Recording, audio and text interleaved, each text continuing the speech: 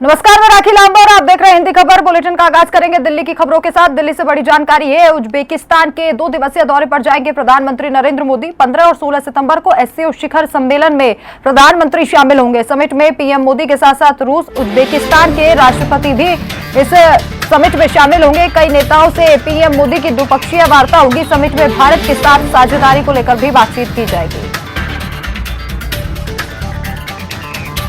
Uzbekistan के 2 दिवसीय दौरे पर जाएंगे प्रधानमंत्री नरेंद्र मोदी। और आपको जानकारी दे दें कि कई देशों के राष्ट्रपतियों से यहां उनकी मुलाकात होगी, द्विपक्षीय वार्ता होगी। भारत को आगे की तरफ किस तरीके से बढ़ाया जाए और ज्यादा विकास में गति दी जाए, इसको लेकर बातचीत की जाएगी। साझेदारी पर बातचीत की जाएगी। पीएम बड़े बड़े नेताओं से द्विपक्षीय वार्ता कर सकते हैं समिट के द्वारा। समिट में भारत के साथ साझेदारी को लेकर बातचीत होगी। कई अहम मुद्दे रहेंगे जिन पर बातचीत की जाएगी। उज्बेकिस्तान का 2 दिवसीय दौरा रहेगा प्रधानमंत्री नरेंद्र मोदी का। 15 और 16 सितंबर को एससीओ शिखर में शामिल होंगे प्रधानमंत्री नरेंद्र मोदी। समिट में पीएम मोदी रूस, उज्बेकिस्तान के राष्ट्रपति से मुलाकात करेंगे। बड़े नेताओं से पीएम मोदी की मुलाकात है। उज्बेकिस्तान के राष्ट्रपति से भी उनकी मुलाकात होगी और इस समिट में भारत के साथ साझेदारी को लेकर अहम चर्चा की जाएगी। दिल्ली से बड़ी जानकारी। तो उज्बेकिस्तान के समरकंद में 15 और 16 सितंबर को शंघाई कोऑपरेशन ऑर्गेनाइजेशन यानी एससीओ की बैठक हो रही है। इसमें प्रधानमंत्री नरेंद्र मोदी, पाकिस्तानी प्रधानमंत्री शहबाज शरीफ और चीनी राष्ट्रपति शी जिनपिंग के साथ साथ रूस के राष्ट्रपति व्लादिमीर पुतिन भी हिस्सा लेंगे। अब तक कोई औपचारिक ऐलान आखिर नहीं हुआ है, मगर शिखर सम्मेलन से अलग पीएम मोदी और शी जिनपिंग की मुलाकात भी हो सकती है। उज्बेकिस्तान के समरकंद में SCO summit, PM Modi, Shehbaz Sharif, Xi Jinping, Putin मिलेंगे। भारत चीन पाकिस्तान के बीच संबंधों पर हो सकती है बात। रिश्तों में गर्माहट आने की उम्मीद कम। एससीओ समिट में प्रधानमंत्री नरेंद्र मोदी, पाकिस्तानी प्रधानमंत्री शहबाज शरीफ, चीनी राष्ट्रपति शी जिनपिंग और रूस के राष्ट्रपति व्लादिमीर पुतिन के मुलाकात के कई मतलब निकाले जा रहे हैं। हालांकि चीन के साथ सीमा विवाद और पाकिस्तान के साथ सीमा पार से आतंक को लेकर भारत के कूटनीति विशेषज्ञों को नहीं लगता कि इससे किसी को कुछ हासिल होगा। ये शिखर सम्मेलन ऐसे वक्त हो रहा है जब भारत के साथ चीन और पाकिस्तान के संबंध अच्छे नहीं हैं। ऐसे हालात में तीनों देशों के बीच कोई सकारात्मक पहल की आशा बेमानी है। हालांकि चीन और भारत की सेना गोगरा हॉट स्प्रिंग्स से पीछे हट रही है, जो एक सकारात्मक संकेत है। फिर भी किसी चमत्कार की उम्मीद करने का कोई मतलब नहीं है। चीन और पाकिस्तान दोनों ही धोखेबाज हैं। यूक्रेन युद्ध के दौरान, शीत युद्ध के बाद रूस और अमेरिका के बीच संबंध सबसे खराब चल रहे हैं।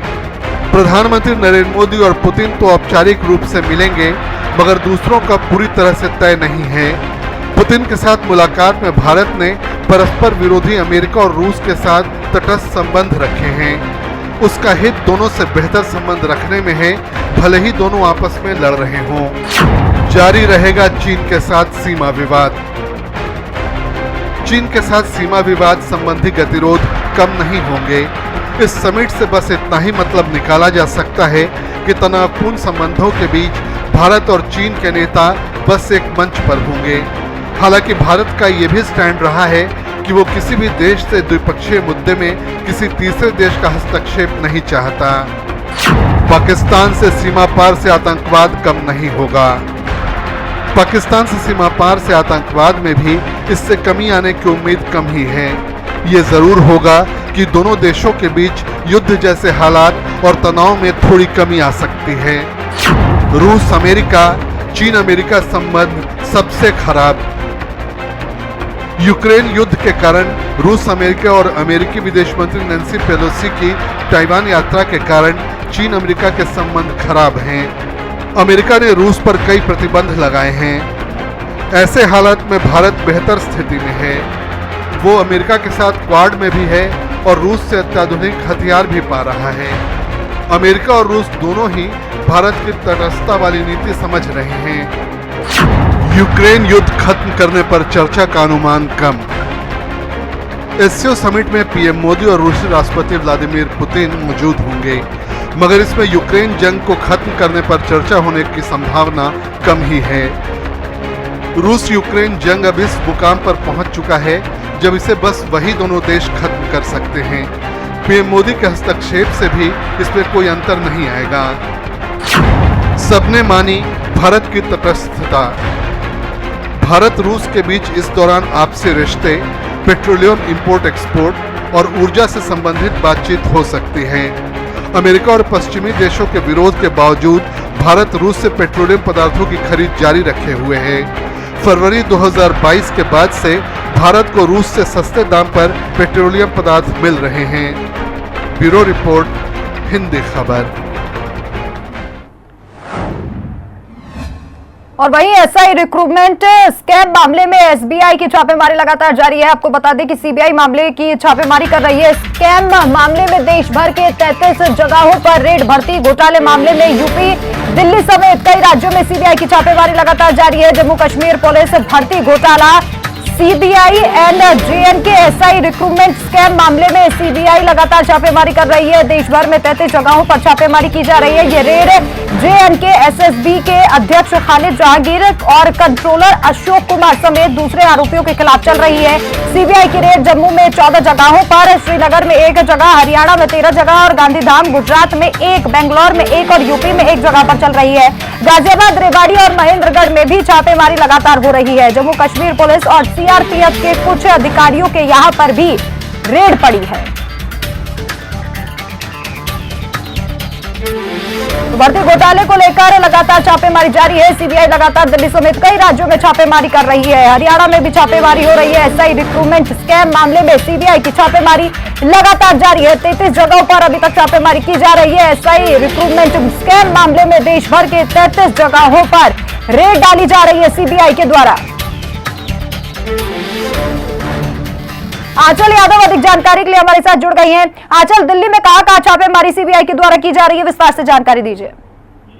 देखिए, आपको बता दें कि जिस तरीके से जम्मू कश्मीर में एसआई भर्ती घोटाला जो है वो सामने आया है और एक्शन में सीबीआई नजर आई। देश भर में 33 ठिकानों पर छापेमारी चल रही है और जैसा कि देखिए, जम्मू कश्मीर के जो एसएसबी के पूर्व चेयरमैन है खालिद जहांगीर और परीक्षा नियंत्रक अशोक कुमार के ठिकानों पर भी छापेमारी की जा रही है। वही अगर बात की जाए तो देखिए, इस घोटाले की जांच को लेकर केंद्रीय अन्वेषण ब्यूरो यानी कि सीबीआई भी मंगलवार को जो है एक्शन में, यानी कि आज एक्शन में दिखाई दे रही है। और सीबीआई की ओर से जिस तरीके से 33 ठिकानों की बात की जाए, इसमें जम्मू कश्मीर है, गाजियाबाद है, रेवाड़ी है, महेंद्रगढ़ है, दिल्ली है, गांधीनगर है और बेंगलोर इसमें शामिल है। और जैसा कि देखिए, ये बताया जा रहा है कि इस जम्मू कश्मीर पुलिस और सेंट्रल रिजर्व पुलिस फोर्स के अफसरों के ठिकानों पर भी छापे मारे जा रहे हैं। यानी कि देखिए, इसी साल 22 जुलाई को Jammu Kashmir services selection board ने पुलिस के उप निरीक्षकों के पद के लिए आयोजित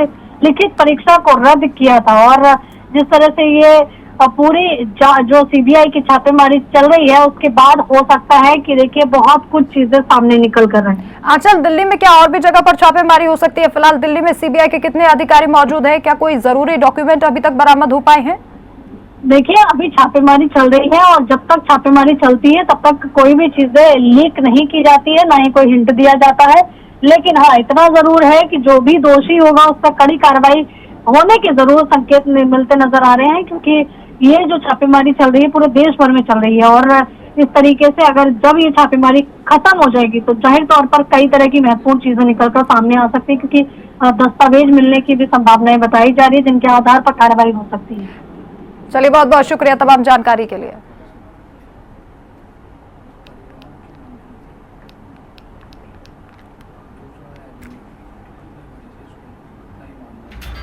रिक्रूटमेंट स्कैम मामले को लेकर छापेमारी की जा रही है। एसआई रिक्रूटमेंट स्कैम मामले में देश भर के 33 जगहों पर ठिकानों पर छापेमारी की जा रही है। बड़े पैमाने पर यह छापेमारी सीबीआई के द्वारा की जा रही है। दिल्ली, हरियाणा, यूपी, गुजरात समेत कई ऐसे राज्य हैं जहां पर लगातार छापेमारी जारी है। 33 राज्यों में छापेमारी अलग अलग जगहों पर की जा रही है। जम्मू कश्मीर पुलिस भर्ती घोटाले का यह पूरा मामला है। अधिकारियों पर छापेमारी की जा रही है। भर्ती घोटाले मामले में यूपी, दिल्ली समेत कई जगहों पर छापेमारी लगातार जारी है।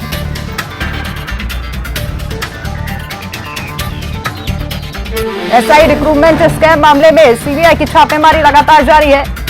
दिल्ली, हरियाणा, और यूपी समेत कई जगहों पर छापेमारी लगातार की जा रही है।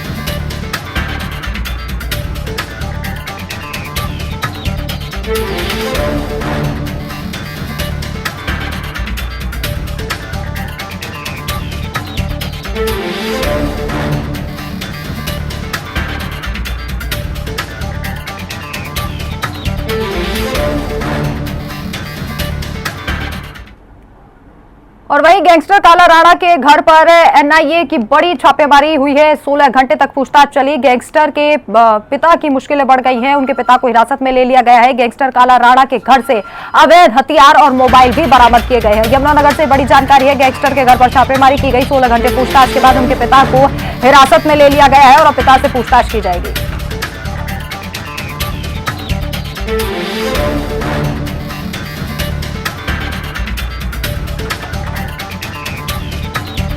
गैंगस्टर काला राणा की मुश्किलें बढ़ती हुई दिखाई दे रही हैं। आपको बता दें कि अलग अलग जगहों पर एनआईए की टीम छापेमारी कर रही है। कल यूपी, दिल्ली समेत हरियाणा समेत कई राज्यों में छापेमारी की गई थी। पंजाब तक भी एनआईए की टीम पहुंची थी।